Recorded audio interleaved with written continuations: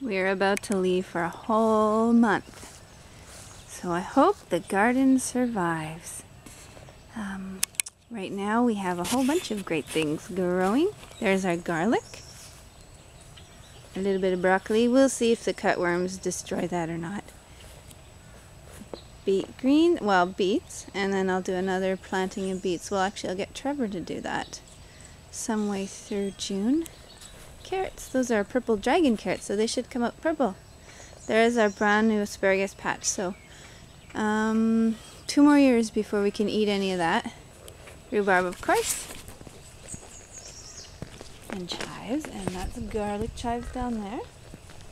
These tiny little things are leeks, which will get pretty big by September.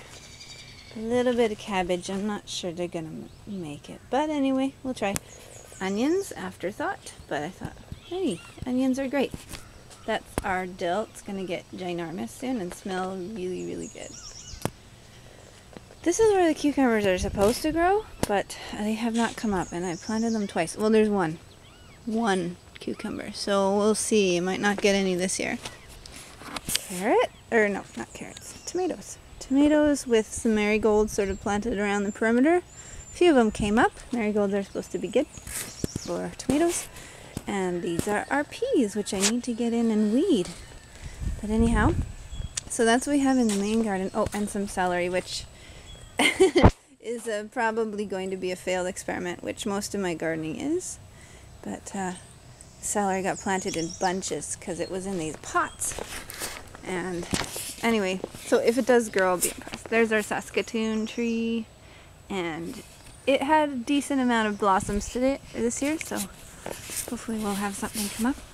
There's our 2 little apple trees. We planted them last year, and they had a lot more blossoms this year, so we might get more than 3 apples, which is very exciting.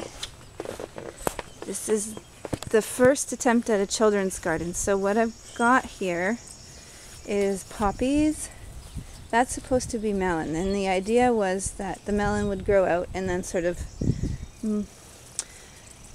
seal off some of that grass. But anyway, it hasn't happened, so we've got grass all over the place here. And I just was lazy and didn't want to dig the whole thing out. That was the problem. Okay, this is going to be a sunflower house, so you can see that the sunflowers are just starting to grow, and I need to plant morning glories in between the sunflowers.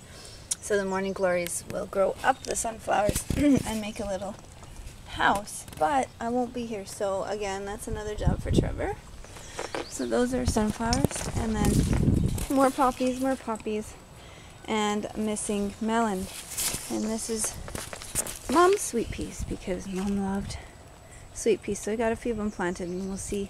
Some of them are coming up. Might have to plant a few more. Raspberries are looking pretty happy. And if you get close here, you can see, hopefully you can see that underneath there. That's the raspberry berries that are starting to form, and there's a whole bunch of them. These are all 2-year-old canes, so they're all coming. And we'll go to the front yard and see what's happening out there. Our fancy gate. When Trevor resided the house, the deck, or the fence got destroyed, and so it needs to be replaced at some point anyway. So here is our peonies. One of them, you can see that the blossoms are starting to form here. I think we're gonna miss the peonies, which is kind of sad because Callie's really excited about them, and they're really fun. They're fuchsia when they bloom. Here are some self-seeded chamomile, which is a beautiful little plant, and I drink chamomile tea all year because of it. There's some thyme. I need to plant something there because what I planted didn't come up. More thyme, because you can never have too much. And that little guy back there is kale, so hopefully we'll have some flowering ornamental kale at some point. More thyme, more kale. There's our mint, there's our basil, more kale, and that is lemon balm or melissa, which is also really great in tea. And this is going to be yarrow, and the yarrow flowers are really good for teas as well if you're sick. And back here is going to be a crazy garden to maintain at some point, because once these perennials take off, there's just not enough room for them all. But here's our roses. And then we've got strawberries all through the hay, or the straw. The border plant is called a vinca, and at first I thought it was a good idea, but I think over the years I'm probably just going to be taking it out. In the back is my first attempt at hollyhocks, so we'll see if it does anything this year. And then back there are irises that came with the house, and I just couldn't bear to get rid of them all. But I do hope the birds don't find these, because they're going to be nice little strawberries, and hopefully Trevor remembers to pick them and eat them. Otherwise, I guess the birds can have them. But yeah, so that's the garden. That's what we're going to be missing this year.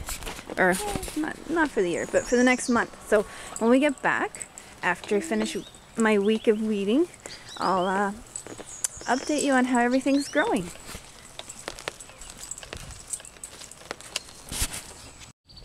I forgot a few.